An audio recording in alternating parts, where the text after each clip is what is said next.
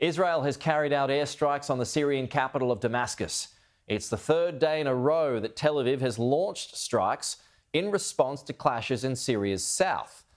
Israel launched separate strikes at Syria's defence ministry, with another impacting near the presidential palace. Mid-afternoon in Damascus.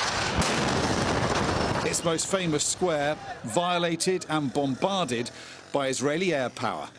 The moment again, as live news cameras roll. A few weeks ago, Tehran, now Damascus.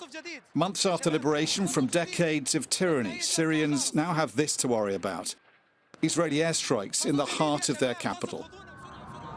As a way of showing who's the region's biggest military power, it is hard to beat.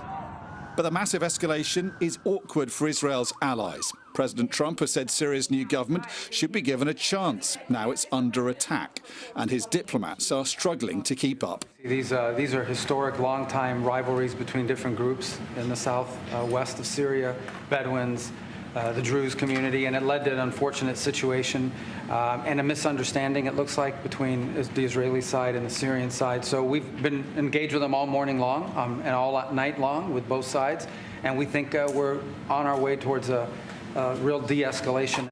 Misunderstanding is an understatement. Tensions in southern Syria erupted in recent days. Its Druze minority clashing with Bedouin and Syrian government forces, dispatched to restore calm, but accused of carrying out atrocities.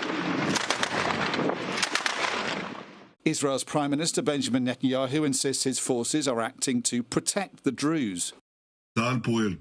The IDF is working. The Air Force is working. Other forces are working. We are working to save our Druze brothers and to eliminate the regime's gangs. And now I have one request from you. You are citizens of Israel. Do not cross the border. But critics say this is more about Israel creating a buffer zone and seizing a chunk of territory. Israel has moved forces from the Golan Heights, Syrian territory it's occupied since the 60s, into Syria proper. And it is now having trouble controlling that border.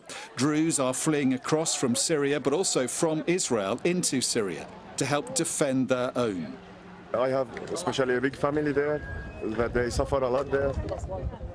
They have been killed, and it's hard for us to stand here, not doing anything.